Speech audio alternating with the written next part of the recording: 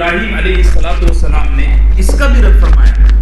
لیکن میں بار بار جو چیز دہرا رہا ہوں وہ یہی ہے کہ اللہ کا اگر فیصلہ نہ ہو تو بڑی سے بڑی دلیل اور بڑے سے بڑا فلسفہ بھی دل میں نہیں اترتا. اس لیے ہمیشہ دعا کرنا چاہیے اہدنا الصراط المستقیم. نمازوں میں تو ہم کرتے ہی ہیں. اہدنا الصراط المستقیم کا نارمل لائف میں اور عام زندگی میں بھی ورد رکھنا چاہیے. اس کے بڑے فوائد ہیں. یہاں سے حضرت ابراہیم علیہ السلام تنہائی میں گئے اور اللہ کے سامنے بڑا گڑ گڑایا. چونکہ انسانیت کا درد تھا.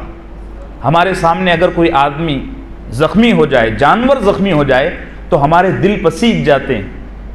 انبیاء علیہم السلام کا جو دکھ اور درد ہوتا ہے اس کے پیچھے وجہ یہ رہتی ہے کہ حضرات انبیاء جنت کو اور جہنم کو اپنی آنکھوں سے دیکھ چکے ہوتے ہیں. ہر نبی کو اللہ رب العزت دکھاتے ہیں. جیسے ہمارے نبی صلی اللہ علیہ وسلم کے بارے میں ہے کہ آپ کو معراج میں دکھایا گیا, ایسے ہی ہر نبی کو جنت اور جہنم کا کچھ حصہ, کچھ غیبی نظام دکھایا جاتا ہے. تو نبیوں کے سامنے یہ چیز ہوتی ہے کہ یہ انسان جو اتنے خوبصورت ہیں اور اللہ کی عزیز ترین مخلوق ہے, یہ جہنم میں جلے گی تو کیا حال ہوگا. اسی لیے حضرات انبیاء انسانوں کو جہنم سے بچانے کے لیے اتنا کڑتے ہیں, اتنا تڑپتے ہیں, اتنی فکریں کرتے ہیں. حضرت ابراہیم علیہ السلام اس مجمع سے اٹھے اور جا کر اللہ کے سامنے بہت گڑ گڑایا, بہت الہ وزاری فرمائی اور اللہ سے کچھ دعائیں کی. 19ویں پارے میں سورہ شعراء میں ان دعاؤں کا تذکرہ ملتا ہے. وہ ربی حبلی حکما والحقنی بالصالحین, اے میرے پروردگار مجھے ایسی قوت دے کہ میں ان انسانوں پر حاکم بن جاؤں. اور پھر فرمایا والحقنی بالصالحین, اور اے اللہ مجھے نیک لوگوں کے ساتھ ملا دے. پھر فرمایا واجعل لی لسان صدق فی الآخرین, اے اللہ مجھے ایسا بنا دے کہ میرے اس دنیا سے چلے جانے کے بعد بھی لوگ جب میرا تذکرہ کریں تو اچھے نام سے تذکرہ کریں.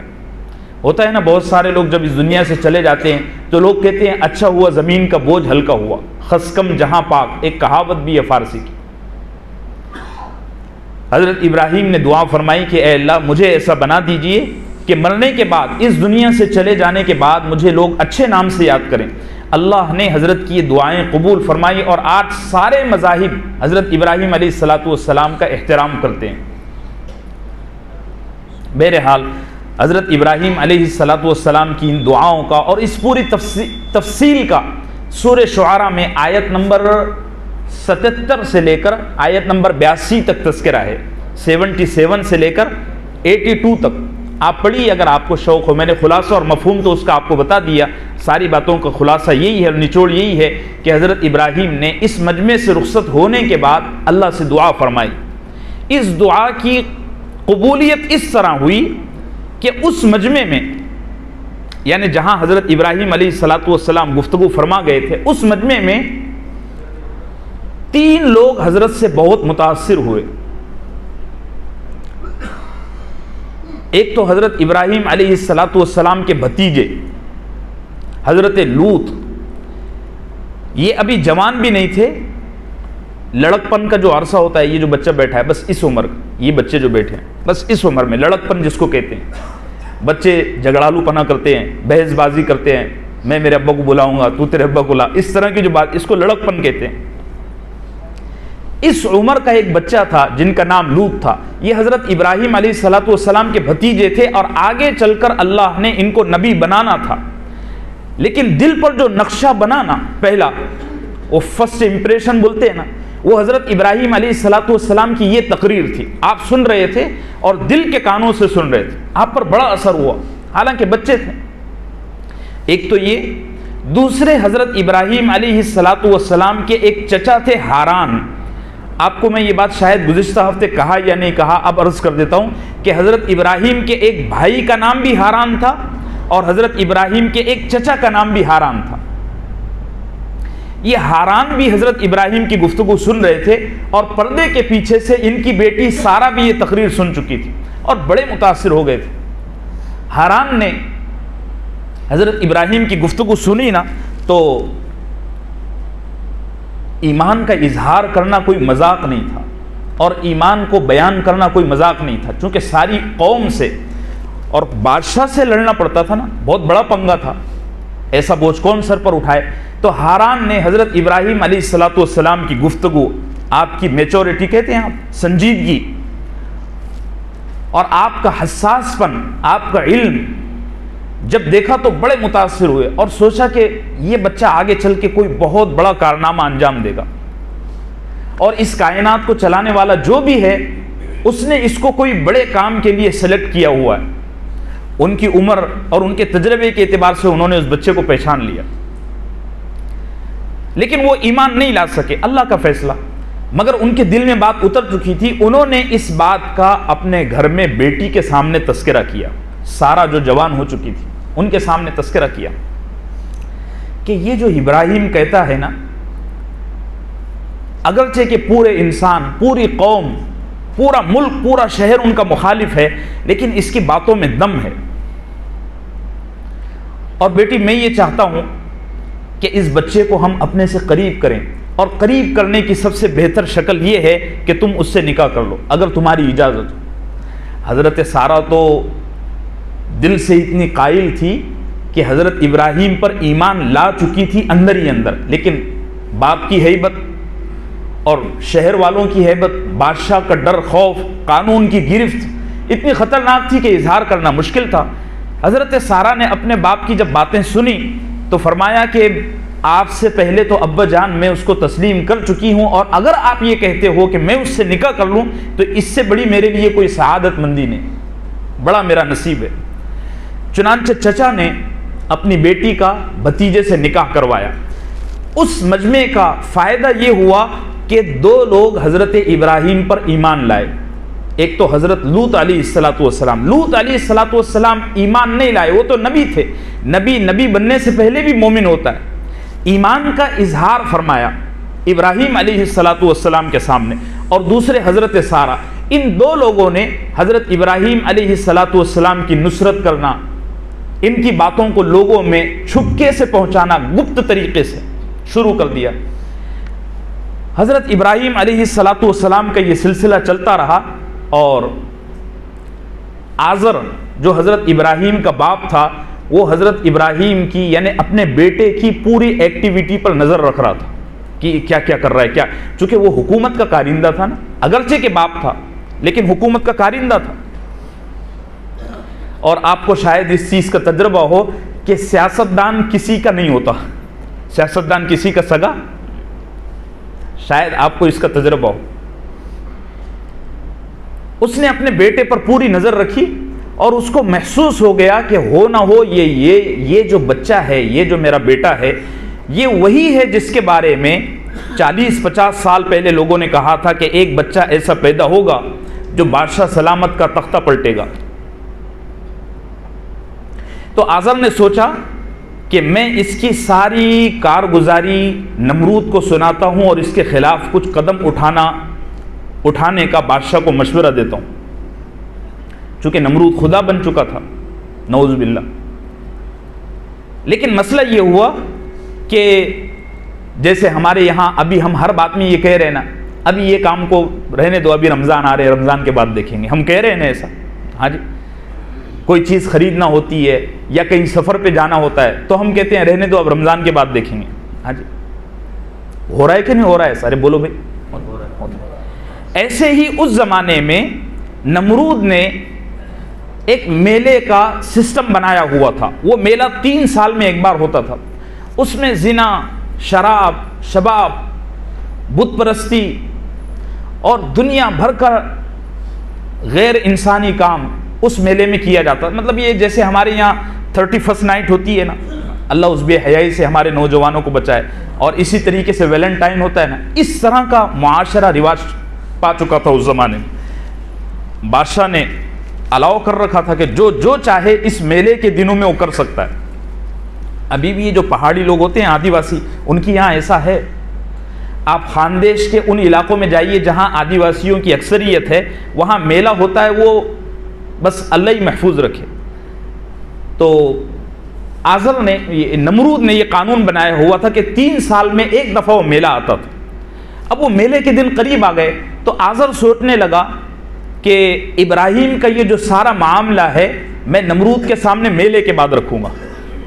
یہ بات اس نے دل میں ٹھان لیا اور ساری کارگزاری، ساری تفصیلات اور آزر کی، ابراہیم کی ساری ایکٹیویٹی سے میں بادشاہ سلامت کو میلے سے واپس آنے کے بعد یعنی عید وغیرہ ہونے کے بعد باخبر کر دوں گا. یہ بات اس کے دل میں تھی. میلے کا دن آیا تو جس دن میلہ تھا سورہ صافات میں اس کا تذکرہ ملتا ہے. میلے کے دن حضرت ابراہیم علیہ السلام شہر کا جو سب سے بڑا بت کدہ تھا، سب سے بڑا بت کدہ، بہت بڑی وہ عبادت گاہ تھی اور وہاں 72 بت رکھے ہوئے تھے، چھوٹے چھوٹے سب 72 بت. ایک وہ بت تھا جو کھانا دیتا تھا، ایک وہ بت تھا جو بارش برساتا تھا، ایک وہ ان کے خیال کے مطابق. اور ان 72 بتوں کا یعنی ان 72 خداؤں کا ایک بڑا خدا تھا جس کا بہت بڑا مجسمہ تھا، اسٹیچو تھا، وہ سامنے رکھا ہوا تھا. یہ ساری کی ساری قوم، پورا کا پورا بابل شہر میلہ منانے کے لیے شہر سے باہر جاتا تھا، شہر سے باہر. تو حضرت ابراہیم علیہ السلام نے دیکھا کہ اب میلہ قریب ہے تو حضرت ابراہیم علیہ السلام اس بت کدے کے سامنے، اس عبادت خانے کے سامنے کھڑے ہو گئے اور جو قافلہ آتا، جو قبیلہ آتا، جو ڈیلیگیشن آتا، آپ اس سے ملاقات کرتے، اس کے سامنے توحید، رسالت وغیرہ سارے عقائد بیان فرماتے. کچھ لوگ سنتے، کچھ سن کر ٹال دیتے. یہ سلسلہ چلتا رہا. حضرت ابراہیم علیہ السلام نے دیکھا کہ ان کا جو باپ ہے آزر، وہ بھی پورے لاؤ لشکر کے ساتھ عبادت خانے میں سر جھکانے کے لیے اور ماتھا ٹیکنے کے لیے آ رہا ہے. تو حضرت ابراہیم علیہ السلام بڑے چوکنا ہو گئے اور ان کو قریب آنے دیا اور سارے حاضرین کو، جو مجمع تھا پورا 100 200 300 لوگوں کا لاؤ لشکر کے ساتھ، پورے پولیٹیکل پروٹوکول جو ہوتا ہے اس کے ساتھ، وہ جو تھے جتنے سوار اور پیادے، ان کے سامنے حضرت ابراہیم کھڑے ہو گئے اور ان کو کہا بیٹھ جاؤ. سارے بیٹھ گئے. حضرت ابراہیم نے توحید، رسالت اور بعض بادل موت کو بیان کرنا شروع کیا دلائل کے ساتھ. توحید کو بیان کیا تو سب نے سنا. پھر حضرت ابراہیم علیہ السلام نے کہا جن بتوں کے سامنے تم سر جھکا رہے ہو کیا وہ کھاتے بھی ہیں؟ کیا وہ پیتے بھی ہیں؟ کیا وہ تمہاری کچھ مدد بھی کرتے ہیں؟ سارے مجمع نے کہا یہ تو ہمارے جو بت ہیں نہ سنتے ہیں، نہ کسی بات کا جواب دیتے ہیں، نہ بات کر سکتے ہیں، نہ کھاتے ہیں، نہ پیتے ہیں، یہ کسی فائدے کے نہیں ہیں. پھر حضرت ابراہیم نے کہا جب کسی فائدے کے نہیں ہیں تو تم ان کے سامنے کیوں سر جھکاتے ہو؟ یہ سوال کیا تو سارا مجمع جو بتوں کی عبادت کرتا تھا وہ بت بن گیا، خاموش، بالکل سناٹا. پھر حضرت ابراہیم نے اپنی نبوت کو بیان کیا کہ مجھے اللہ نے نبی بنا کر بھیجا ہے تاکہ میں تم کو مخلوق کی غلامی سے خالق کی غلامی کی طرف جوڑوں. حضرت ابراہیم علیہ السلام نے پھر مرنے کے بعد دوبارہ زندہ ہونے اور حساب کتاب کے عقیدے کو بیان کیا کہ قیامت ہونا ہے اور ہم سب کو اللہ کے سامنے پیش ہونا ہے، سوالات کا جواب دینا ہے وغیرہ وغیرہ. حضرت ابراہیم علیہ السلام کی یہ گفتگو چل رہی تھی تو پیچھے سے ان کا باپ بڑا بدتمیزی کے ساتھ اٹھا، آزر، اور اٹھ کر کہنے لگا ارے بھائی یہ بچہ ہے، نا سمجھ ہے، جوش جذبے میں پتہ نہیں کیا کہہ رہا ہے.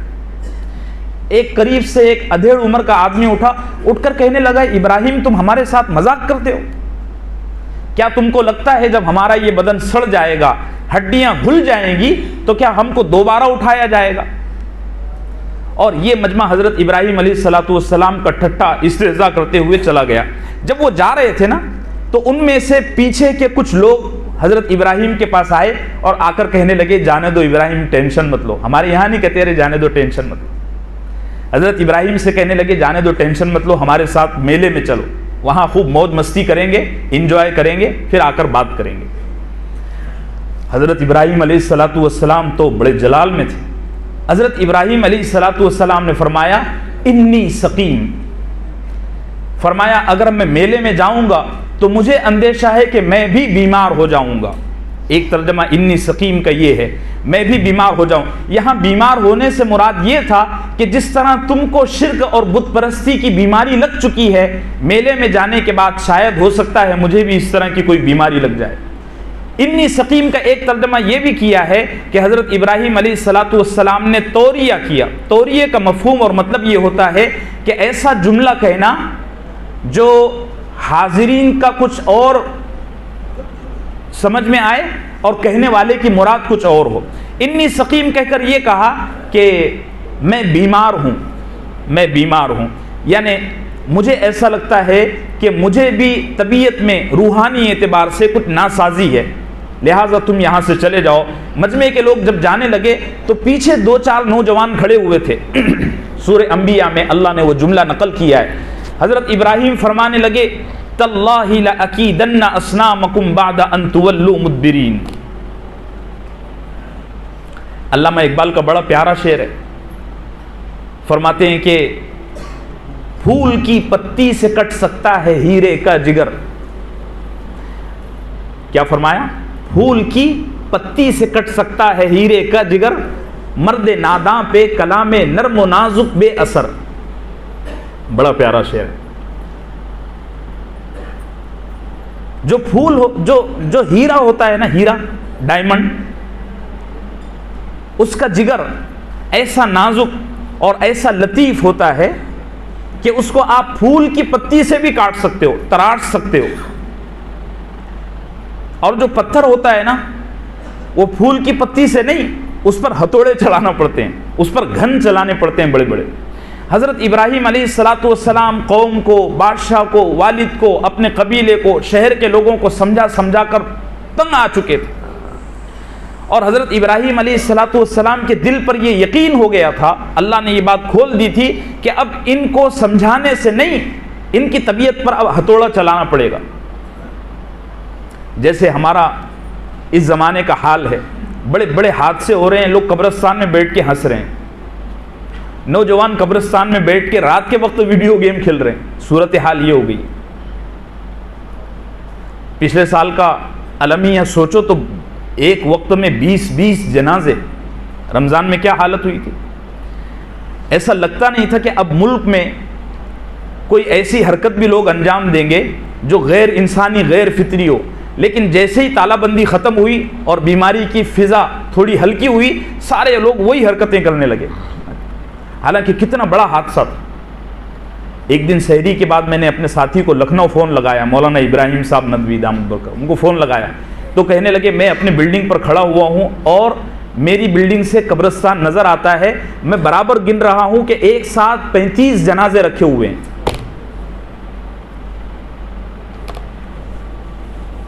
اور یہ مسلم قبرستان کا حال تھا، ہمارے برادران وطن کا تو جو حال تھا وہ آپ کے سامنے ہے۔ لیکن دیکھو دل ایسے سخت ہو گئے ہیں نا کہ عبرت اور سبق لینے کا مزاج ہی ختم ہو گیا۔ بڑے سے بڑا بھی حادثہ ہوتا ہے نا، ہم اس کو چیزوں کے ساتھ جوڑ کر اللہ سے پھر بھی متوجہ نہیں، اللہ کی طرف پھر بھی متوجہ نہیں ہوتے۔ ایک نبی کا سمجھانا کس درجے کا درد رہا ہوگا آپ سوچئے نا۔ حضرت ابراہیم علیہ السلام سمجھا کر، دعوت دے کر تنگ آ چکے تھے، اور تقریباً 35-40 سال کا عرصہ گزر چکا تھا، سوائے 2 لوگوں کے آپ پر کسی نے ایمان نہیں لایا، جن 2 میں سے ایک تو آپ کی بیوی تھی اور جو دوسرا تھا وہ بچہ حضرت لوط علیہ السلام تھے۔ ان 2 کے علاوہ کسی نے آپ کی بات پر کوئی کان نہیں دھرا، جو آتا وہ مذاق اڑاتا۔ حضرت ابراہیم علیہ السلام کی طبیعت تنگ ہو چکی تھی، دل بھیگ چکا تھا۔ اقبال نے اسی موقع کے لیے کہا ہے کہ پھول کی پتی سے کٹ سکتا ہے ہیرے کا جگر، مرد ناداں پر کلام نرم و نازک بے اثر۔ جو نادان لوگ ہوتے ہیں نا، ان پر نرم و نازک کلام کا اور میٹھی میٹھی باتوں کا کوئی اثر نہیں ہوتا۔ اسی لیے اللہ فرماتے ہیں انزلنا الحدید فیہ بأس شدید۔ اللہ نے جہاں جنت تیار کی ہے نا، وہاں جہنم کے انگارے بھی دہکائے ہوئے ہیں۔ حضرت ابراہیم علیہ السلام نے ایک جملہ کہا جس کو سورہ انبیاء میں اللہ نے نقل کیا ہے، تاللہ لأکیدن اصنامکم بعد ان تولوا مدبرین، کہ اے لوگو میں تم کو سمجھا کر تنگ آ چکا ہوں، پریشان ہو چکا ہوں، میں دیکھ رہا ہوں کہ تم میں کے اکثر لوگ موت کے بعد فوراً جہنم میں جانے والے ہیں، اور مجھے لگتا ہے کہ تمہارے لیے اب میری باتیں بے اثر ہو چکی ہیں، اب ضروری ہے کہ کوئی ایسا کام کیا جائے جس سے اگر تمہارے نصیب میں، تمہارے مقدر میں ہدایت ہوگی تو ہدایت پر آ جاؤ گے، ورنہ کوئی اللہ کا فیصلہ اترے گا۔ حضرت ابراہیم علیہ السلام نے پورے شہر کو خالی ہونے دیا، سارے کے سارے چلے گئے، اور حضرت ابراہیم علیہ السلام اپنے گھر آئے اور اتنا بڑا کلاڑا اٹھایا۔ کلاڑا جانتے ہو؟ کلاڑا اٹھایا اور وہ جو مرکزی بت کدہ تھا وہاں گئے تو دیکھا کہ 72 بت ہیں، اس طرف بھی اور اس طرف بھی چھوٹے چھوٹے اسٹیچو، اور ہر بت کی پیشانی پر لکھا ہوا ہے کہ یہ رزق دینے والا ہے، یہ پانی برسانے والا ہے، یہ اولاد دینے والا ہے، یہ جاب دینے والا ہے، یہ کرنے والا ہے، وغیرہ وغیرہ، نعوذ باللہ۔ اور ان 72 بتوں کے سامنے ایک بڑا بت کھڑا ہوا ہے جس کو ان بتوں کا آقا مانا جاتا ہے۔ جیسے ایک شکل ہوتی ہے نا دربار کی کہ اس طرف بھی اور اس طرف بھی لوگ بیٹھے ہوئے ہوتے ہیں، بادشاہ سلامت بیچ میں ہوتے ہیں۔ حضرت ابراہیم علیہ السلام نے دیکھا تو بڑا ٹھٹھا کیا، اور جیسے وہ ایک مجنون نہیں ہوتا جس کی کیفیت بے چینی اور بے قراری کی انتہا کو پہنچ جائے، حضرت ابراہیم علیہ السلام اس بت کے پورے ڈیرے کو دیکھ کر ان سے مخاطب ہو کے کہنے لگے، اچھا ان بتوں کے سامنے نا بڑی بڑی ڈشیں رکھی ہوئی، مچھلی فرائی کر کے رکھی ہوئی، اور راجستھان کے ساتھیوں نے نا منڈی پاؤں رکھے ہوئے، سب ان کے سامنے بڑی بڑی مٹھائیاں وغیرہ وغیرہ اچھی اچھی ڈشیں رکھی ہوئی، اور وہ سارے بت تو پتھر کے۔ حضرت ابراہیم علیہ السلام نے مکالمہ کیا، بات چیت کی، الا تنطقون ما لکم لا تنطقون ما لکم لا تشربون، سارے جملے قرآن نے نقل کیے، ان سے بات چیت کی، اور وہ تو کوئی جواب دینے کی طاقت ہی نہیں رکھتے تھے نا، وہ تو پتھر کے بت۔ حضرت ابراہیم علیہ السلام کے ہاتھ میں کلاڑا تھا، حضرت ابراہیم لگے شروع کرنے، پھر اور شروع کیا بسم اللہ کر کے، سارے بتوں کو جو ہے نا منہدم کر دیا، توڑ دیا۔ اب بتوں کو توڑنے کے بعد یہ خیال آیا کہ ان بتوں کو توڑنے پر تو شہر میں بڑا ہنگامہ ہوگا، تو ایسی کوئی چال چلنا ضروری ہے کہ جس کی وجہ سے لوگ کنفیوز ہو جائیں۔ حضرت ابراہیم علیہ السلام نے سارے بتوں کو گرانے کے بعد نا بڑے بت کی طرف متوجہ ہوئے، اور اس کے اس طرف کے ہاتھ کو جو ہے نا توڑ دیا، اتنا جو بازو تھا اس کو توڑ دیا، اور سیدھے بازو کو ایسا اوپر اٹھا کر اس کے ہاتھ میں کلاڑا پکڑا دیا، اور گھر پر جا کر سو گئے۔ 3 دن گزرنے کے بعد جب لوگ آنا شروع ہوئے تو ان کے یہاں ایک رواج تھا، میلے سے واپسی کے بعد لوگ سیدھا گھر پر نہیں جاتے تھے، بلکہ وہ بتوں کے پاس آتے تھے کہ ہمارا میلہ بڑا اچھا ہوا، اور یہ اور یہ اور یہ۔ جب سارے کے سارے آئے میلے سے واپس، تو انہوں نے بت خانے میں جا کر دیکھا تو سارا تباہی کا منظر پھیلا ہوا ہے، کوئی چیز ٹھکانے پر نہیں ہے۔ تو پہلے تو ان کے سر چکرا گئے، چونکہ ان کے یہاں تو وہ خدا تھے نا، نعوذ باللہ۔ جو باہر نکلتا چیختے ہوئے، دھاڑے مارتے ہوئے نکلتا۔ حضرت ابراہیم علیہ السلام گھر پر آرام فرما رہے تھے، تو دیکھا چھت پر چڑھ کے کہ لوگ جو ہے تو رو رہے ہیں، دھاڑے مار رہے ہیں، سمجھ گئے کہ یہ واپس آنا شروع ہوئے ہیں، اور یہ سارا منظر دیکھ کر یہ دکھی ہیں۔ حضرت ابراہیم علیہ السلام نے کچھ نہیں کہا، اپنے گھر پر آرام فرماتے رہے۔ لوگ بڑے حیران ہوئے کہ کس نے کیا؟ اچھا جو بڑا بت ہے وہ اس کا ایک بازو کٹا ہوا ہے اور باقی پورا صحیح سالم ہے، اور کلاڑا اس کے ہاتھ میں، اور باقی سارے بت ٹوٹے ہوئے ہیں۔ تو لوگ بڑے پریشان ہوئے، نمرود تک بھی یہ بات پہنچی کہ اس طرح کا واقعہ ہوا ہے۔ اب نمرود کی تو ساری بادشاہت، اچھا میں یہ عرض کروں کہ نمرود کو بت پرستی سے کوئی دلچسپی نہیں تھی، اس کے لیے بت صرف اور صرف ایک پولیٹیکل ہتھ کنڈا تھا۔ میں آپ کو بار بار یہ بات، جیسے ابھی گائے چلتی ہے، اشارے سمجھ رہے ہیں؟ ہاں، یہاں سگی ماں کا کوئی نہیں ہو رہا ہے بھائی، اولڈ ہاؤس کھولنے کی بات ہو رہی ہے، وہ بات کر رہے ہیں جانوروں کی۔ تو اس کو بتوں سے کوئی لینا دینا نہیں تھا، اس کا مسئلہ یہ تھا کہ اس نے بتوں کو اپنی حکومت کو بچانے کے لیے اور اپنی حکومت کو دراز کرنے کے لیے ایک پولیٹیکل ایجنڈے کے طور پر استعمال کیا تھا۔ آپ جوڑتے جایا کرو چیزوں کو، میں ہر چیز کھول کر نہیں بتاؤں گا ورنہ میں بھی نشانے پر آ جاؤں۔ تو نمرود تک بھی یہ بات پہنچی، تو نمرود نے پہلے تو اس کو سیریس نہیں لیا، لیکن دیکھا کہ اگر کبھی میں نے اس کے خلاف کارروائی نہیں کی نا تو میرے خلاف کارروائی ہو سکتی ہے۔ چنانچہ نمرود خود اس بتکدے میں آیا اور آ کر دیکھا تو وہ بھی بڑا گھبرایا کہ واقعتاً یہ تو بڑی ہمت کا کام ہے، اور اس کے سامنے حضرت ابراہیم علیہ السلام کی کوئی بات تھی نہیں۔ میں آپ کو کہہ چکا ہوں کہ حضرت ابراہیم کے جو والد تھے آزر، انہوں نے یہ سوچا ہوا تھا کہ میلے سے آنے کے بعد اس معاملے کو رپورٹ کریں گے، لیکن میلے سے واپسی کے بعد تو یہ تو نیا ہنگامہ شروع ہو گیا۔ جب میلے سے لوگ آتے رہے، پورے شہر میں ہنگامہ، شور، اور نمرود بھی آیا، اس نے بھی دیکھا، آزر بھی آیا، تو آزر کے دل میں کھٹک پیدا ہوئی کہ ہو نہ ہو یہ میرے بیٹے کا کام ہے، لیکن اس نے بولا کچھ نہیں۔ اگر وہ بولتا تو سب سے پہلے اس کے خلاف وارنٹ نکلتا کہ تیرے بیٹے نے یہ سب کیا ہوا ہے۔ تو نمرود نے حکومت میں اور شہر میں اعلان کروایا کہ بھئی فلاں دن اس معاملے کے لیے شہر کے سارے سرکردہ لوگ فلاں جگہ پر جمع ہو جائیں۔ چنانچہ شہر کے سارے لوگ اور نمرود کی پوری جو پارلیمنٹ تھی وہ ساری کی ساری اس جگہ آئی، اور مشورہ ہونے لگا کہ کون ہو سکتا ہے۔ سورہ انبیاء میں کچھ نوجوانوں کا تذکرہ ملتا ہے جنہوں نے نمرود کے سامنے یہ بات رکھی، قالوا سمعنا فتى يذكرهم يقال له ابراہیم۔ یہ وہی نوجوان تھے جنہوں نے حضرت ابراہیم علیہ السلام کو تاللہ لأکیدن اصنامکم بعد ان تولوا مدبرین کا جملہ کہتے ہوئے سنا تھا۔ حضرت ابراہیم نے کہا نہیں تھا کہ تم یہاں سے جاؤ میں تمہارے بتوں کو دیکھتا ہوں، یہ جملہ انہوں نے سنا ہوا تھا۔ انہوں نے فوراً بادشاہ کے سامنے یہ بات رکھی کہ ایک آدمی ہے، ایک نوجوان ہے اس شہر میں، اس کا نام ابراہیم ہے، اور جب ہم میلے میں جا رہے تھے اس وقت ابراہیم اس طرح کی بات کر رہا تھا، اور وہ ہمارے معبودوں کو روزانہ برا بھلا کہتا رہتا ہے، آپ اس کے خلاف انکوائری بٹھائیے۔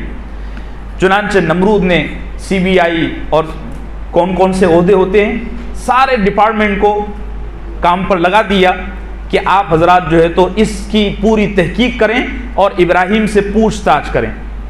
چنانچہ حضرت ابراہیم علیہ السلام کے پاس ٹیم آئی اور آ کر کے حضرت ابراہیم علیہ السلام کو گرفتار کر کے ساتھ لے گئی، اور حضرت ابراہیم علیہ السلام سے بات چیت شروع ہوئی، پوچھا گیا، اور پوچھنے کا طریقہ یہ تھا کہ ایک بہت بڑا میدان، اس میں سینکڑوں لوگ بیٹھے ہوئے ہیں، نمرود بھی اپنی جلالت کے ساتھ، اپنی حشمت کے ساتھ ایک بڑے اسٹیج پر متکبرانہ انداز میں بیٹھا ہوا ہے، وہاں آزر بھی بیٹھا ہوا ہے، اور حضرت ابراہیم علیہ السلام کو ایک مجرمانہ انداز میں گرفتار کر کے لایا گیا۔ اب حضرت ابراہیم علیہ السلام کی استقامت اور انداز بیان آپ دیکھیے، جس کو اللہ پر بھروسہ ہوتا ہے نا وہ کسی سے بولو حضرت ابراہیم علیہ السلام سے پوچھا گیا، اَأَنْتَ فَعَلْتَ هَذَا بِآلِهَتِنَا یا ابراہیم، ہمارے ان معبودوں کے ساتھ ابراہیم کیا تم نے یہ سب کیا ہے؟ تو حضرت ابراہیم علیہ السلام نے کیا خوبصورت جملہ نقل فرمایا، کیا خوبصورت جملہ ارشاد فرمایا بل فعلہ کبیرہم ھذا، میں نے نہیں کیا، ان کا جو بڑا ہے نا اس نے یہ کیا، دیکھو اس کے ہاتھ میں کلاڑا بھی ہے۔ اور آگے فرمایا فاسألوہم ان کانوا ینطقون، اگر یہ بڑا کچھ بول سکتا ہے تو اسی سے پوچھ لو کہ کس نے کیا۔ تو مجمع پر اس جملے کا بڑا اثر ہوا، اور لوگ ایک دوسرے کی طرف دیکھنے لگے، فرجعوا الی انفسہم فقالوا انکم انتم الظالمون، لوگ آپس میں ایک دوسرے کو دیکھنے لگے، اور لوگوں کو پہلی دفعہ یہ احساس ہوا کہ ہم جن معبودوں کو پوجتے ہیں، جن کے سامنے اپنی جبین جھکاتے ہیں، سر گھسیٹتے ہیں، وہ اس لائق نہیں ہے کہ ان کی عبادت کی جائے۔ ایک دوسرے کی طرف دیکھنے لگے، ہمارے یہاں اردو میں محاورہ بولا جاتا ہے بغلیں جھانکنے لگے، اور وہ دل ہی دل میں کہنے لگے کہ یار ہم ان متوں کو، ان معبودوں کو جو پوجتے ہیں، ان کے سامنے جو سر جھکاتے ہیں، یہ اس لائق نہیں ہے۔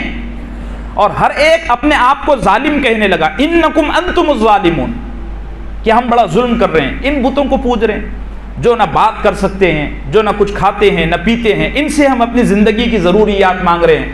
یقیناً کائنات میں کوئی ایک ایسا مالک ہے، کوئی ایک ایسا خالق ہے جو ان کے علاوہ ہے، اور ان کی کوئی حیثیت نہیں ہے، بلکہ پیدائش کے اعتبار سے، خلقت کے اعتبار سے یہ ہم سے کئی گنا زیادہ گھٹیا ہیں۔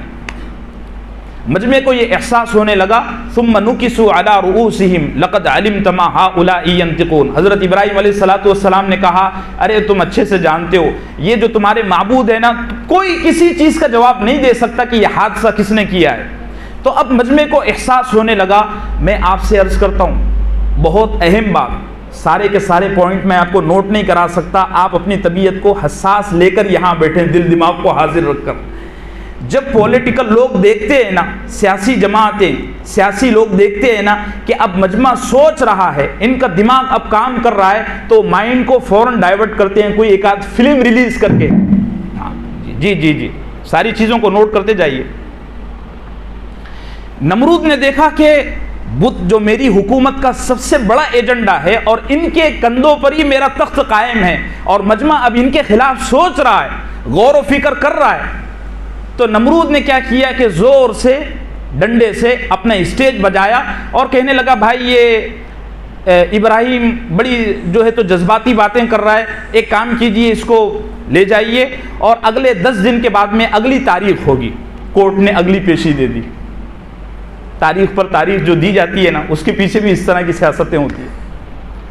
میں نے شروع میں کہا تھا نا کہ قیامت تک جو بھی پولیٹیکل آدمی اپنی حکومت کو باقی رکھنے کے لیے، اپنے ظالمانہ نظام کو قائم رکھنے کے جو بھی ہتھ کنڈے استعمال کرے گا، اس میں کہیں نہ کہیں نمرود کی پالیسی اور نمرود کی سیاست کا حصہ ہوگا. یہ ایسا بندہ تھا، آپ ذرا پڑھیے، آپ سر دھنتے رہ جائیں گے کہ یہ شیطان تھا یا کوئی انسان تھا. چنانچہ حضرت ابراہیم علیہ السلام کو وہاں سے لے جایا گیا. قرآن میں، حدیث میں اور تاریخ کی کتابوں میں کہیں نہیں ملتا کہ ان 10 دنوں میں حضرت ابراہیم علیہ السلام کے ساتھ کیا ہوا. انجیل میں ایک روایت ملتی ہے، انجیل برنباس کا ایک باب ہے، چیپٹر ہے تلمود، اس میں ملتا ہے کہ حضرت ابراہیم علیہ السلام کو یہ 10 دن اریسٹ کر کے کسٹڈی میں رکھا گیا. اس کی روایت ہے. باقی ہمارے یہاں جو سورسز چلتے ہیں، ہسٹری، قرآن اور حدیث، اس میں کئی چیز ریکارڈ نہیں ہے. ہم مانتے ہیں کہ وہ 10 دن گرفتار کیا گیا ہوگا، اور لگتا ہے ایسا، چونکہ اتنا بڑا آدمی جس نے اتنا بڑا کرائم کیا ہو اور اتنا بڑا ملزم ہو، اس کو ایسے تو نہیں چھوڑا جائے گا. حضرت ابراہیم علیہ السلام کو اریسٹ کیا گیا اور 10 دن کے بعد ڈبل سے تاریخ دی گئی اور حضرت ابراہیم علیہ السلام کو بلایا گیا. اچھا، یہ جو دوسرا مجمع تھا نا، یہ مجمع سیٹنگ کیا ہوا تھا.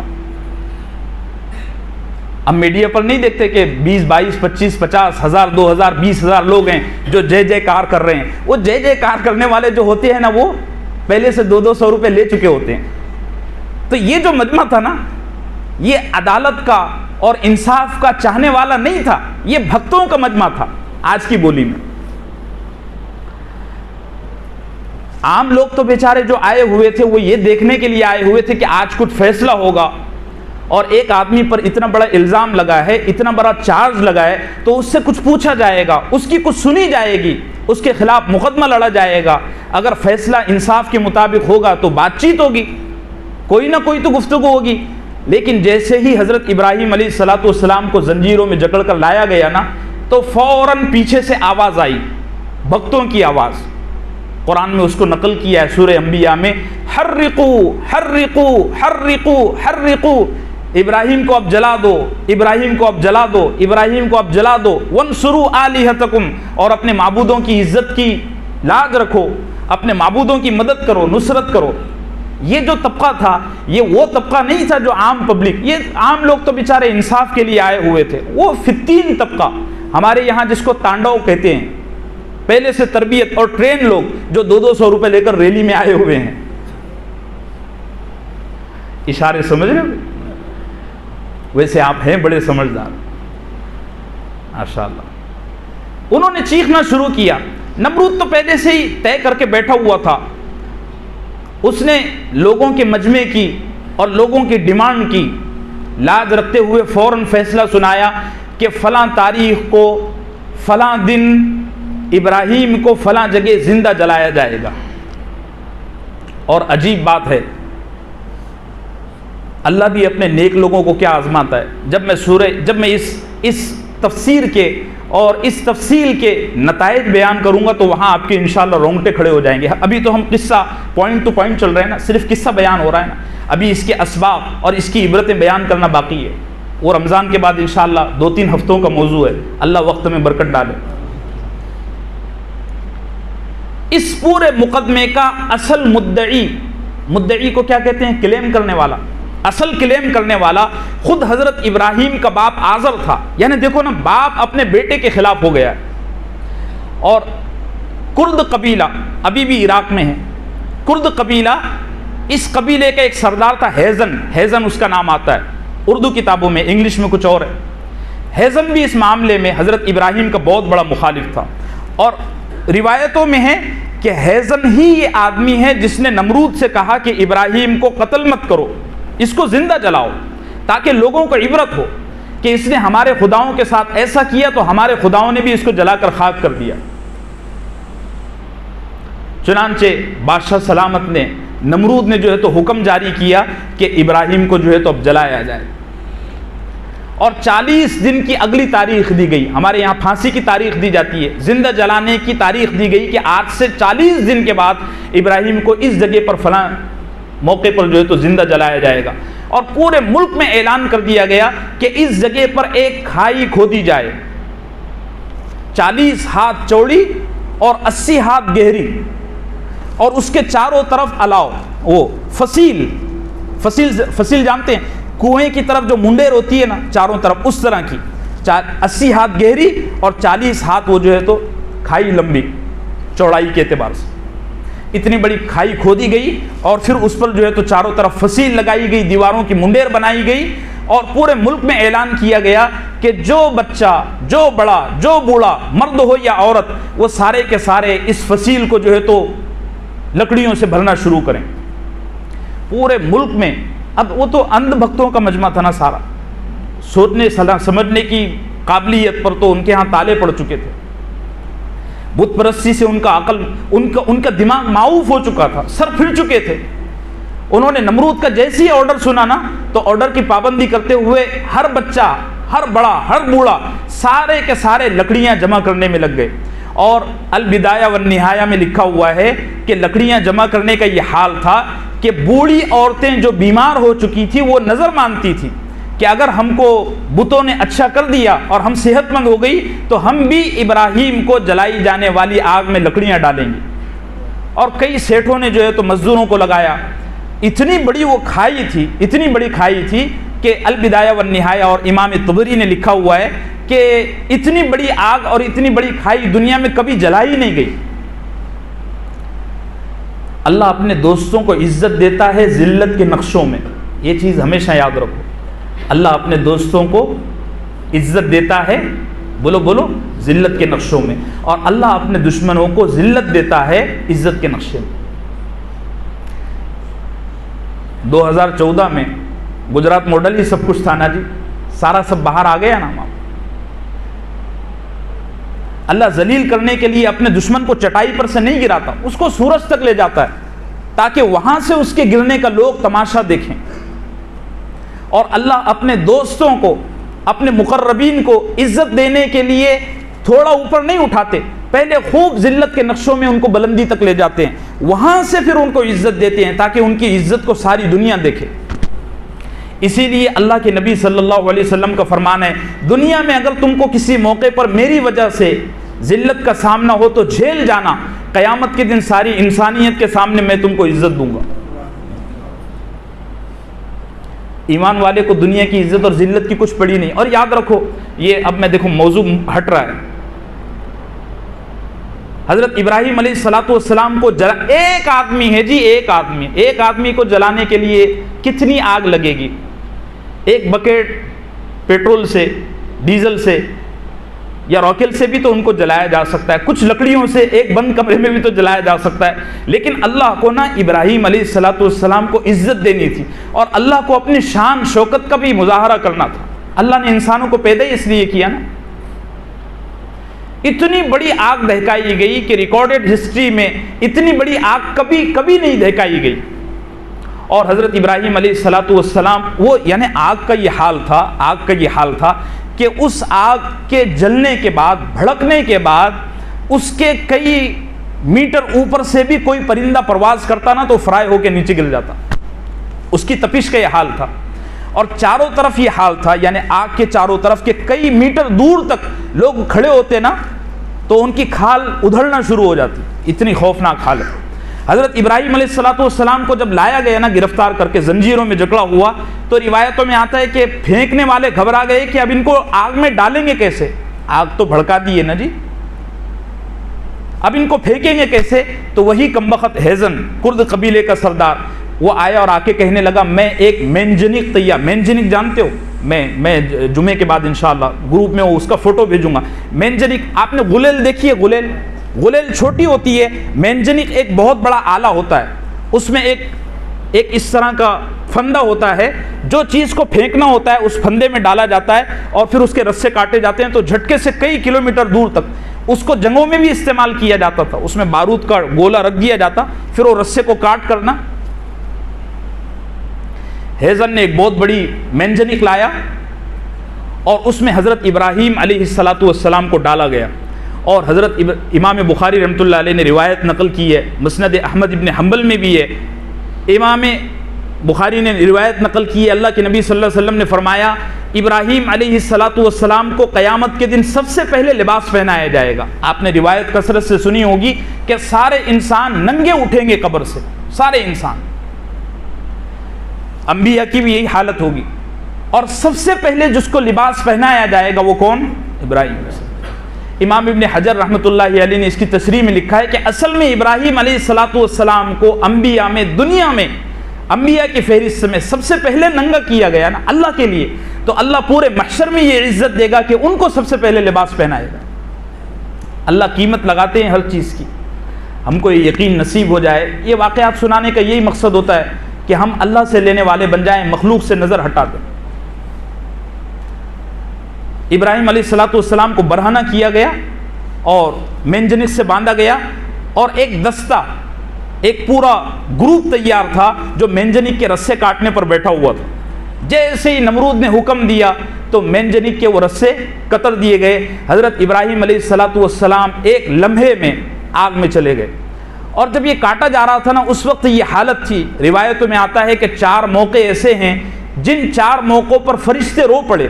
حالانکہ فرشتے روتے ہوتے نہیں ہیں, ان کے ساتھ ہمارے طرح کے تقاضے نہیں ہیں, ان کو یہ دل نصیب نہیں ہے کہ وہ روئیں اور ہنسیں. ہنسنا اور رونا یہ انسان کے ساتھ لگا ہوا ہے, لیکن روایتوں میں آتا ہے کہ 4 موقع ایسے ہیں کہ فرشتے رو پڑے. ایک ابراہیم علیہ السلام کو جب آگ میں ڈالا جا رہا تھا تو ہر فرشتہ, مقرب غیر مقرب, ہر فرشتہ اللہ سے کہہ رہا تھا کہ اے اللہ, ابراہیم کو تیری وجہ سے آج جلایا جائے گا, تو کچھ مدد کر, تو کچھ فیصلہ کر. سب فرشتے رو رہے تھے. ایک موقع تھا حضرت اسماعیل علیہ السلام کے گردن پر جب, بولو ہم تو گوشت کھانا یاد رکھتے ہیں نا جی, تو سارے فرشتے رو پڑے. ایک موقع تھا جب یوسف علیہ السلام کو بھائیوں نے کنویں میں ڈالا نا, تو سارے فرشتے رو پڑے کہ اللہ یہ کیا تماشا ہے, سگے بھائی ہیں اور حسد کا یہ حال ہے کہ اپنے بھائی کو کنویں میں ڈال. اور ایک موقع تھا سرکار دو عالم صلی اللہ علیہ وسلم کو جب طائف میں پتھر پڑے نا, سارے فرشتے رو پڑے. اور ابراہیم علیہ السلام کے پاس ہر فرشتہ آ رہا ہے کہ ابراہیم اللہ کا حاجہ, تم کو ہماری کوئی ضرورت ہے. وہ آج کل سیٹ پوچھتے نہیں ہیں, کوئی کام ہو تو بولنا. حضرت ابراہیم علیہ السلام ایک ہی لفظ کہتے, اللہم انت الواحد فی السماء وانا الواحد فی الارض. اے اللہ, آسمان میں تو ایک ہے اور زمین میں میں ایک ہوں جو تیری عبادت کرتا ہوں, باقی کوئی نہیں ہے. یہ جملے نا فرشتوں کے آنسوؤں کو ایسا بہا رہے تھے. اور روایتوں میں ہے کہ ساری کائنات, صرف فرشتے نہیں, ساری کائنات رو رہی تھی. اور ایک چھوٹی چڑیا, وہ بھی اپنی چونچ میں, یہ کبوتر, یہ گوریا, یہ ساری چھوٹی چھوٹی چڑیا, چھوٹے چھوٹے پرندے اپنی چونچ میں پانی کا ایک ایک قطرہ لاتے اور اس آگ پر ڈالتے. بجھانے کی کوئی اوقات نہیں, لیکن ہر ایک اپنے طور پہ کوشش کر رہا تھا. صحیح بخاری میں حدیث ہے, اللہ کے نبی صلی اللہ علیہ وسلم نے فرمایا, صرف ایک گرگٹ تھا, گڑگڑ جس کو ہمارے ہاں سڈو کہتے ہیں, آپ کیا کہتے ہیں؟ ہاں جی, سلڈا, ہمارے یہاں سلڈو. وہ گرگٹ تھا جو حضرت ابراہیم کی آگ میں پھونک مار رہا تھا. اللہ کے نبی نے فرمایا, اس کمبخت کو جو آدمی ایک ڈنڈے میں مارے گا اس کو 100 نیکی. کہو یہ نیکی انشاءاللہ کریں گے. جو 2 ڈنڈے میں مارے گا اس کو 50 نیکی. بچے بڑے خوش ہو رہے ہیں. ہاں, یہ نیکیاں ان کو بڑی جلدی میسر ہوتی ہیں. جو 2 ڈنڈے میں مارے گا اس کو 50 نیکی, جو تیسرے ڈنڈے میں مارے گا اس کو 10 نیکی. اور رمضان میں 100 کا 700 ہو جائے گا, یاد رکھو. تو روزے میں پھرو گے پھر سرڈو کو مارتے ہوئے. ہاں دیکھو کیسے خوش ہو رہے ہیں. نیکی ہے باقاعدہ. یہ کائنات کا واحد جانور تھا جو حضرت ابراہیم کی آگ کو دہکا رہا تھا صلی اللہ علیہ وسلم. حضرت ابراہیم علیہ السلام کو جب پھینکا گیا نا تو پھینکے جانے کے لمحے تک حضرت ابراہیم علیہ السلام کے پاس ہر فرشتہ آیا، مقرب غیر مقرب، سجدے میں پڑا ہوا، رکوع میں پڑا ہوا، خوشامد کرنے لگا کہ ابراہیم بولو کوئی کام ہو تو. لیکن ابراہیم نے کہا کہ نہیں، مجھے میرا معبود کافی ہے، اور پھر رسہ کاٹ دیا گیا. ایک لمحے میں حضرت ابراہیم علیہ السلام آگ میں چلے گئے. جب آگ میں گئے نا تو حضرت ابراہیم علیہ السلام کی مدد کے لیے اللہ نے فرشتوں کو خطاب نہیں کیا. اللہ اگر چاہتا نا تو جبریل سے بول دیتا جاؤ جبریل بارش برسا دو، آگ بجھا دو. قرآن گواہ ہے، قرآن گواہ ہے، اٹھاؤ قرآن. اللہ کہتا ہے یا نار. اللہ نے سب سے پہلے اپنے خلیل کو بچانے کے لیے کس کو مخاطب کیا؟ آگ. یا نار، اے آگ، کونی بردہ و سلامہ علی ابراہیم. اے آگ، ابراہیم کے لیے سلامتی والی ٹھنڈک بن جا. اللہ نے خود آگ سے گفتگو کی. اللہ کے لیے تو کوئی، اللہ نے خود آگ سے، فرشتوں، چونکہ معاملہ اللہ کو اور ابراہیم کا تھا نا، جو اللہ پر فدا ہوگا اللہ اس کے لیے خود زمین پر آئے گا. ہم آج کیا سوچ کے بیٹھے ہوئے معلوم ہے، جب ایٹمی طاقت بن جائیں گے تو کوئی فیصلہ لے. اللہ ہمارے دلوں سے ان بتوں کی، اللہ ہمارے دلوں کو پاک فرمائے. اگرچہ کہ ہم ایک اللہ کو ماننے والے ہیں، لیکن ہمارے دلوں سے اللہ کی صفات کا استحضار بہت نازک ہو چکا ہے. صفات پر بہت، اللہ نے آگ سے مخاطب کیا یا نار کونی بردن و سلامن. اور الفاظ دیکھو نا کتنے گہرے ہیں. علماء نے اس کی تشریح میں لکھا ہے اور صحابہ سے یہ چلا آ رہا ہے. علماء فرماتے ہیں کہ اگر اللہ فرماتے اے آگ ابراہیم کے لیے بردن، ٹھنڈی ہو جا، تو وہ آگ اتنی ٹھنڈی ہو جاتی ہے نا کہ زیرو سے بھی مائنس میں چلی جاتی. لیکن اللہ نے فرمایا یا نار کونی بردن و سلامن. ابراہیم کے لیے ایسی ٹھنڈی ہو جا کہ سلامتی والی ہو جا. جیسے ہمارے مسجد میں اے سی چل رہی ہے، اس ٹھنڈک سے کسی کو کوئی تکلیف نہیں ہے. کوئی فریزر میں اگر بیٹھ جائے تو چند گھنٹوں میں برف بن جائے گا اور ختم ہو جائے گا. اور آگے فرمایا کونی بردن و سلامن علی ابراہیم. اے آگ، یہ تو جو ٹھنڈی ہو رہی ہے نا، یہ صرف ابراہیم کے لیے ہو نا. ورنہ علماء فرماتے ہیں کہ اگر یہ آرڈر ابراہیم کے ساتھ خاص نہ کیا جاتا نا تو دنیا سے ابراہیم کے طفیل میں ساری کی ساری آگ ختم کر دی جاتی. اللہ نے حکم دیا، ساری کی ساری آگ ٹھنڈی ہو گئی. جب حضرت ابراہیم آگ سے باہر آئے نا تو لوگوں نے پوچھا کہ ابراہیم جب آپ آگ میں گئے تھے تو کیا تم کو کوئی تکلیف تھی، کوئی پریشانی تھی؟ کچھ تو لمحے آگ میں گزرے ہوں گے. حضرت ابراہیم نے فرمایا کہ مجھے صرف اتنی تکلیف اور اتنی تپش محسوس ہوئی کہ میری پیشانی اور میری یہ کلائیاں پسینے میں بھیگ رہی تھی.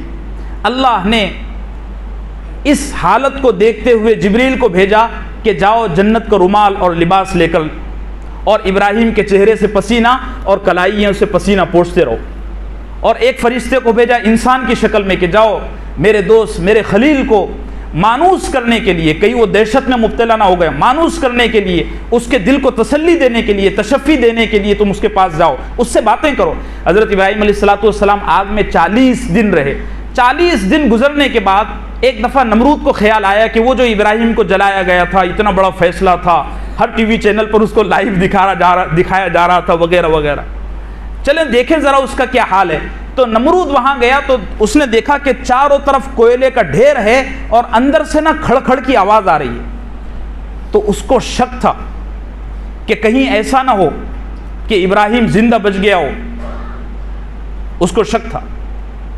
اس نے نا اپنے ساتھیوں کو کہا کہ یہاں ایک اونچا مینار، ٹاور بناؤ، میں مینار پر سے چڑھ کر دیکھنا چاہتا ہوں کہ ابراہیم کی کیا حالت ہے. فوراً ایک ٹاور بنایا گیا، وہ ساری بلندی پر چڑھا اور وہاں سے اس نے آواز لگایا، ابراہیم میری آواز سن رہے ہو؟ ابراہیم علیہ السلام جو جنت کے انگوروں کا خوشہ کھا رہے، صحیح روایتیں بیان کر رہا ہوں، اوتھنٹک خوشے کھا رہے تھے.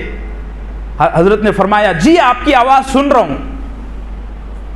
تو ابراہیم کی یہ آواز اور یہ ہیبت اور یہ بے فکری اور ہر غیر اطمینانی سے دل کا محفوظ ہونا نا نمرود پر بڑا شاک گزرا. اس نے سوچا اب تو پانسا پلٹنے والا ہے، میری اتنی بڑی جہنم سے یہ آدمی زندہ نکل جائے گا تو ملک میں کیا حال ہوگا. چنانچہ اس نے حضرت ابراہیم علیہ السلام سے کہا کہ کیا ابراہیم تم باہر آ سکتے ہو؟ ابراہیم علیہ السلام نے کہا ہاں بالکل آ سکتا ہوں، اس میں کیا ہے. چنانچہ ابراہیم علیہ السلام نئے لباس کے ساتھ پورے شان و شوکت، حشمت، بے فکری کے ساتھ، رعب اور دبدبے کے ساتھ تنے تنہا باہر آئے۔ نمرود کوئی معمولی آدمی نہیں تھا بھائی، میں بار بار کہہ چکا ہوں، نمرود وہ آدمی ہے جس نے ایک وقت میں پوری دنیا پر حکومت کیا، جس کے خلاف کوئی سوچ بھی نہیں سکتا تھا۔ آدمی اگر ڈٹ جائے نا باطل کے خلاف تو اللہ کی مدد آتی ہے، آدمی اگر شکوک اور شبہات میں مبتلا ہو تو پھر اللہ اس کا ساتھ چھوڑ دیتا ہے۔ تھوڑے 5 منٹ ادھار دیجیے، پھر اگلے ہفتے سے سلسلہ موقوف ہو جائے گا۔ حضرت سیدنا ابراہیم علیہ السلام کو اس نے باہر دیکھا نا، ایک بات یاد رکھو، مخالفین کا، دشمنوں کا دوستی کا انداز بڑا خطرناک ہوتا ہے۔ دشمن جب دوستی کا روپ دھارتا ہے نا تو بڑا خطرناک گھاؤ لگاتا ہے۔ ہاں، یہ جو گٹھ بندھن کی سیاست ہے نا بہت بیکار ہے۔ جب اس نے ابراہیم علیہ السلام کو اس اطمینان کی حالت میں دیکھا نا تو ایک بلند آواز میں کہا، نعم الرب ربک یا ابراہیم، او ہو ابراہیم تیرا رب بڑا طاقت والا رب ہے، ابراہیم تیرا رب بڑا تھا۔ یہاں اس نے اللہ کی عظمت کا اعتراف کیا اور آگے پھر کہنے لگا کہ کیا تیرا رب میری قربانی کو قبول کرے گا؟ میں چاہتا ہوں کہ تیرے رب کے نام سے کچھ چڑھاوے، کچھ جانوروں کو ذبح کروں۔ حضرت ابراہیم نے فوراً کہا، اگر تو ایمان لائے تو میرا رب تیری بھی عبادت اور تیری بھی قربانی کو قبول کرے گا۔ لیکن اس پر تو اپنی حکومت کا نشہ سوار تھا۔ یہ نشے جو سوار ہو جاتے ہیں نا، یہ انسان کو تباہ، اللہ ہم سب کو ہر نشے سے بچائے۔ ایک آدمی نارمل رہتا ہے لیکن جب شراب پی لیتا ہے اس کو نالی میں، پیشاب میں اور زمزم میں کوئی فرق نظر نہیں آتا۔ نشہ اتنی گندی چیز ہے۔ ایسی کوئی آدمی پر اگر دولت کا، علم کا، عبادت کا، کسی بھی چیز کا نشہ سوار ہو جائے، حکومت کا، عہدے کا، تو اس آدمی کو کوئی نظر نہیں آتا کہ میرے سے۔ اور جس آدمی پر نشہ سوار ہو جائے نا وہ دنیا کی سب سے گندی نسل ہو جاتی ہے۔ وہ ڈیل کرنے والا مزاج، وہ ہر آدمی کو، ہر شخصیت کو، ہر پرسنالٹی کو پھر نا پیسے سے تولنے کی کوشش کرتے ہیں۔ اس کمبخت نے حضرت ابراہیم علیہ السلام کے سامنے پھر مار اور دولت کے دہانے بچھائے۔ کہنے لگا میں تجھ کو بھی کچھ دینا چاہتا ہوں، کچھ ہدیہ کرنا چاہتا ہوں، اور تیرے رب سے بھی میں کچھ لین دین کرنا چاہتا ہوں، کیا تیرا رب میرے اعمال کو قبول کرے گا؟ حضرت ابراہیم نے فوراً فرمایا، اگر تو ایمان لاتا ہے تو ٹھیک ہے، ورنہ تیری عبادات، تیرے چڑھاوے اللہ اس کا محتاج نہیں ہے، میرا اللہ تو بے نیاز ہے۔ اب یہ اتنی بڑی نیوز تھی کہ ساری دنیا ہل گئی تھی۔ جیسے یہ سال نہیں 15 اگست کو پوری دنیا ایک طرف اور کچھ کالی پگڑی والے ایک طرف، یہ بہت بڑا معاملہ تھا نا جی۔ اتنی بڑی آگ، دنیا کا اتنا بڑا بادشاہ، اور تنے تنہا ایک نوجوان جس کی کوئی فوج نہیں، کوئی ملٹری نہیں، کوئی اس کے پاس ہتھیار نہیں، تصور نہیں، اور وہ اتنی بڑی طاقت سے لڑ گیا، ٹکرا گیا اور زندہ عزت کے ساتھ بچ گیا۔ کیا تماشا ہے!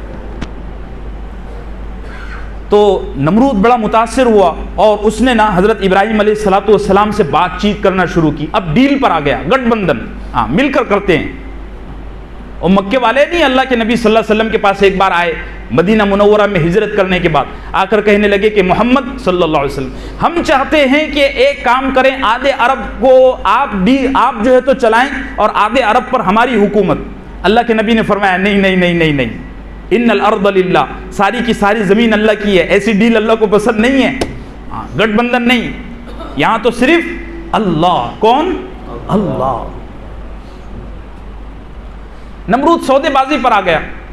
حضرت ابراہیم علیہ السلام نے دیکھا کہ موقع بڑا اچھا ہے۔ اچھا یہاں نا حضرت ابراہیم کا باپ جو آزر تھا وہ بھی آیا تو وہ بڑا کھشاندہ ہو گیا اور اس کی نا صورت ہی بالکل پگھل گئی، چونکہ سارے معاملے کا مدعی اور کلیم کرنے والا تو وہی تھا نا، باپ ہی سب سے بڑا مخالف تھا۔ وہ نا حضرت ابراہیم علیہ السلام کو ایسے دیکھتا تھا، ایسا سامنے سے نہیں دیکھتا، پیچھے سے ایسا کن اکھیوں سے دیکھتا تھا، چونکہ اس کی کھلی ہوئی شکست ہو گئی تھی نا۔ چنانچہ حضرت ابراہیم علیہ السلام نے موقع کو مناسب جانا اور وہاں کھڑے ہوئے سارے لوگوں کے سامنے توحید کی دعوت پیش کی۔ ایک اللہ کو پوجو، اس کے سوا کوئی معبود نہیں، یہ بادشاہ ایک دن ختم ہونے والا ہے، یہ بادشاہت ایک زوال کی چیز ہے، اللہ وغیرہ وغیرہ سارے اسلامی اور دینی جو معاملات تھے، عقائد تھے، وہ بیان کیے۔ اس مجمع میں حضرت ابراہیم علیہ السلام کی یہ شان دیکھ کر اور بادشاہوں کی یہ لچک دیکھ کر سارا مجمع متاثر ہوا اور ایک بڑی تعداد میں لوگ مسلمان ہوئے۔ حضرت ابراہیم علیہ السلام کی اس حالت کو دیکھ کر بہت لوگ مسلمان ہوئے۔ جتنے لوگ مسلمان ہوئے نمرود نے فوراً فیصلہ سنایا کہ ان سارے لوگوں کا سوشل بائیکاٹ کیا جائے۔ ان سے سامان نہ خریدا جائے، ان کو ہمارے علاقے میں دکانیں نہ کھولنے دی جائے، سمجھتے چلیے، ہاں جی چل ہی رہا ہے مسئلہ، یہ سوشل بائیکاٹ کیا جائے، ہاں ان کے ساتھ یہ اور یہ اور یہ اور یہ سیاست کی جائے۔ حضرت ابراہیم علیہ السلام کے اور ان کے ماننے والوں کے ساتھ ایک لمبی مدت تک یہ ہوتا رہا، اور آپ پر بابل کی سرزمین تنگ ہو گئی۔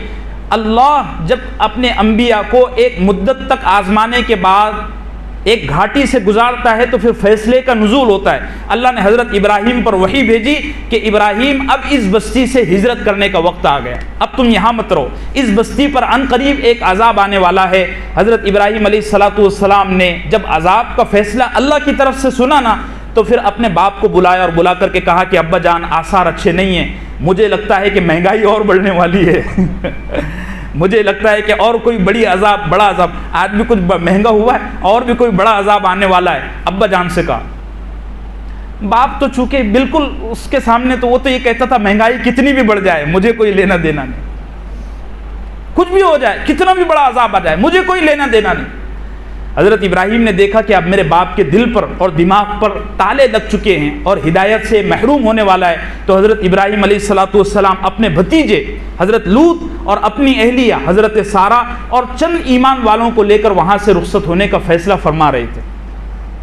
انشاءاللہ یہاں یہ موضوع ٹھہر گیا، اب اگلے ہفتے سے انشاءاللہ رمضان شروع ہو جائیں گے۔ اللہ ہم سب کے رمضان کے اعمال کو قبول فرمائے، پورا رمضان ہم کو صحت، سلامتی اور عافیت کے ساتھ رکھے۔ ایک گزارش آپ سے کہ 2 سال پہلے میرے کئی عزیز اس مجمع سے اب اللہ کے پاس جا چکے، اللہ ان کو مغفرت کے مراحل سے گزارے، بال بال ان کی مغفرت فرمائے۔ 2 سال پہلے ہم نے سیرت النبی صلی اللہ علیہ وسلم کا سلسلہ شروع کیا ہوا تھا، وہ ہجرت تک تھا۔ یہاں حضرت ابراہیم کی ہجرت کو روک کر ہم ہمارے نبی کی ہجرت کو رمضان میں فجر کے بعد تفصیل کے ساتھ بیان کریں گے، جو سلسلہ رکا ہوا تھا۔ کئی ساتھیوں کی فرمائش تھی لیکن میں نے 2 سال کچھ نہیں کہا، معاملہ رکا ہوا تھا۔ اس سال رمضان سے فجر کے بعد انشاءاللہ وہ بیان ہوگا۔ دوسری گزارش یہ ہے کہ اب یہ درس قرآن یہیں ٹھہر جائے گا، رمضان میں یہ عاجز اور فقیر انشاءاللہ آپ کی خدمت میں 12:50 پر یہاں آئے گا، اور رمضان کے کچھ فضائل، کچھ مسائل، روزے وغیرہ، اعتکاف وغیرہ، لیلۃ القدر اور رمضان کو کس طرح گزارنا ہے، چونکہ 2 سال کے بعد ہم کو یہ مہینہ پوری آب و تاب کے ساتھ میسر ہوا ہے، ساری پابندیاں ختم ہو گئی ہے۔ اللہ ہم سب کو صحت، سلامتی اور عافیت کے ساتھ رکھے، خوشحال رکھے، اور جو لوگ اس دنیا سے چلے گئے ہیں، ان 2 سالوں میں ہم سے بچھڑ گئے ہیں، اللہ ان کی بال بال مغفرت فرمائے، ان کے پسماندگان کو صبر جمیل عطا فرمائیں۔ وصلی اللہم وسلم علی نبینا محمد۔